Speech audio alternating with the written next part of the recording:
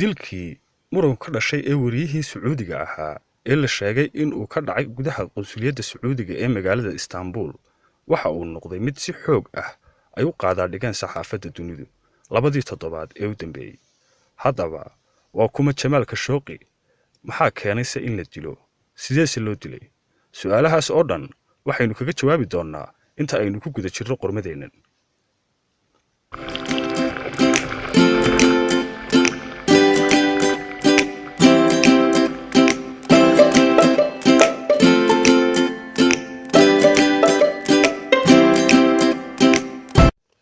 Jamaal Axmed Khashoggi oo ah wariye iyo qoraal Sacuudi ahi wuxuu ku dhashay magaalada Madiina sanadkii 1958.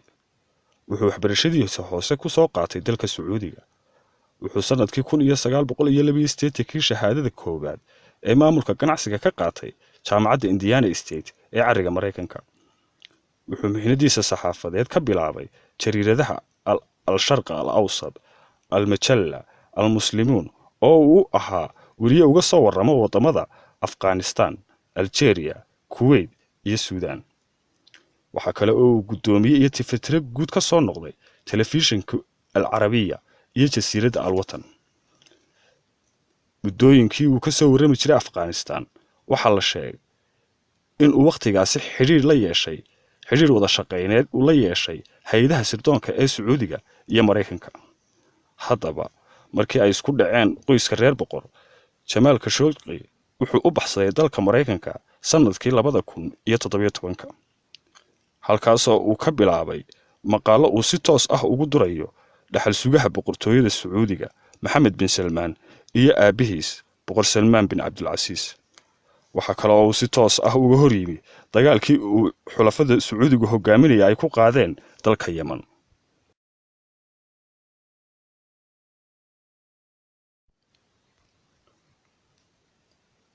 labadii bishan Oktoobar ayaa Jamaal Khashoggi oo ay weheliso gabadh u doonanayd oo Turkiyeed ahi yimaadeen barxadda hore ee qunsuliyadda Sacuudigu ee magaalada Istanbul si uu uga soo qaato waraqo lagaga xidhay guurka gabadha. muuqaalkii ugu dambeeyey ee Jamaal laga hayaa waa markuu isagoo kelidii ah galay iridda hore ee qunsuliyadda dibna aan uga soo bixin. haddaba warbixino laga sameeyey kamaradihii ammaanka ee ku xidhnaa madaarka, hoteelada, dhismayaasha u dhow qunsuliyadda Sacuudiga iyo guriga qunsuliyadda ayaa wax laga sameeyey warbixino naxdin badan oo u dhacay sidan. laba diyaaradood oo ah kuwa gaarka loo leeyahay ayaa soo gaadhay dalka Turkiga laba waqti oo kala duwan. diyaaradda koobaad waxay dalka Turkiga timi 1:00 habeenimo oo ku beegan maalin ka hor dilka wariyaha. waxay 87 qof waxay degeen hotel lagu magacaabo Weyaan Grand Hotel. diyaaradda labaad waxay dalka Turkiga soo gaadhay 3:26 daqiiqo. waxa la socday 9 qof oo lagu soo kala qaaday 3 gaari oo kuwa diblomaasiyiinta ah. 3:37 daqiiqo isla habeenka ayay ka baxeen madaarka. waxay hudheelka gaadheen 4:29 daqiiqo iyagoo oo degay hotel lagu magacaabo Mozambique Hotel. saacadu markay ahayd 9:40 subaxnimo ilaa 9:55 daqiiqo ayaa 6 ka mid ah 7 qof ee diyaaradda dambe la socday ka soo baxeen hoteelka iyaga oo saddex u socda. 2 gaari oo kuwa diblomaasiyiinta ah oo ka mid ah kuwii markii hore ka soo qaaday madaarka ayaa soo kala gaarsiiyey xarunta qunsuliyadda. saacadu markay ahayd 12:12 daqiiqo ilaa 12:14 daqiiqo ee duhurnimo. waxay kamaradaha ammaanku sawireen Jamaal oo galaya qunsuliyadda 1:14 daqiiqo. 1 saac iyo 54 daqiiqo kadib ayaa la arkay 2 gaari oo ka soo baxaya geedka qunsuliyadda oo midba jiho gaara u dhaqaaqay.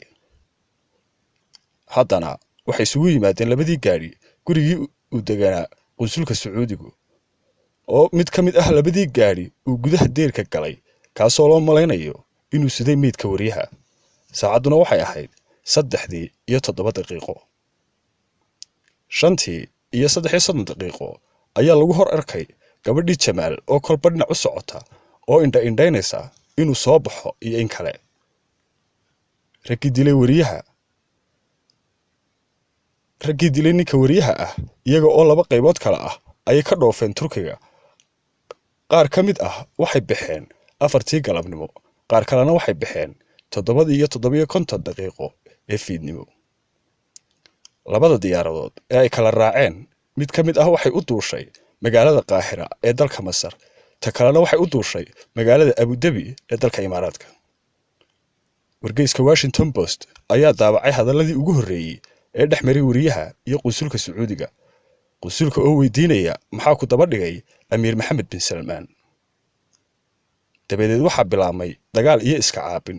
wuxuu wargeysku sheegay in laba nin oo kale hadalka ku soo biireen, dabadeed dagaalku uu sii xoogaystay, wariyuhuna uu codsaday gargaar, laakiin sunta suuxdinta ah ayaa loo adeegsaday. codkiisiina si aayar ah ayuu isku sii taagay, dabadeed dil lagu sameeyay.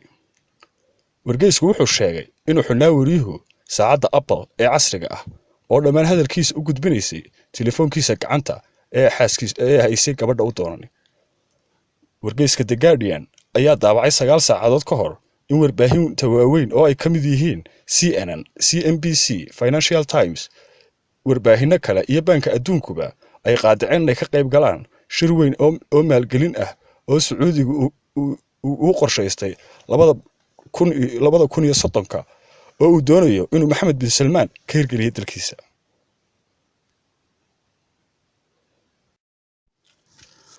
dhanka kale, Sacuudigu wuu daadafeeyay eedaynta dilka wariyaha, sida Maxamed bin Salmaan uu ku sheegay waraysi gaar ah oo uu siiyey Bloomberg News 5 Oktoobar 2018. waxa uu yidhi, ogaalkaygu waa inuu galay kana soo baxay miridho yar ama hal saac dabadeed. waananu baaraynaa arrintan annaga oo u marayna wasaaradda arrimaha dibadda si aanu si dhab ah u ogaano wixii dhacay wakhtigaas. sidoo kale, saraakiil Sacuudi ah waxay ku doodayaan in wariyuhu ka baxay irid dambe oo aan ahayn tii uu ka soo galay, balse caddayn way u waayeen oo waxay sheegeen in kamaradaha albaabka uu ka baxay ay xumayd wakhtigaas. arrinta Jamaal waxay boqortooyada ku keentay culays ay beesha caalamku kaga dalbanayso inay caddayso waxa ku dhacay wariyaha. Mareykanka iyo Sacuudigu waxay ahaayeen xulafo tan iyo intii ka dambeysay dagaalkii labaad ee dunida, balse sida adag ee uga hadlay madaxweynaha Mareykanka Mr. Donald Trump waxay u muuqanaysaa in danihii ka dhaxayn jiray labada wadan ay wax iska bedeleen. dhanka kale, waxaa la sheegay in la taliyaha amniga Mareykanka Mr. John Bolton iyo la taliyaha sare ee aqalka cad Mr. Kushner ay si toos ah arrintan kala hadleen Maxamed bin Salmaan. culaysyadan isbiirsaday kadib waxay Sacuudiga sheegeen inay Turkiga u ogolaan doonaan inuu si dhab ah u baaro qunsuliyadda. xulafadii soo jireenka ahayd ee Sacuudiga iyo Mareykanka ayaa u muuqanaysa inay jiho kala qaaday tan iyo intii aqalka cad uu yimi mudane Donald Trump. haddaba arrintan wariyuhu ma tahay mid dabka ku sii hurunaysa kala fogaanshaha Riyadh iyo Washington? arrimahaas waxaynu ku sii lafaguri doonaa qormooyinka dambe haddii Rabbi ogolaado.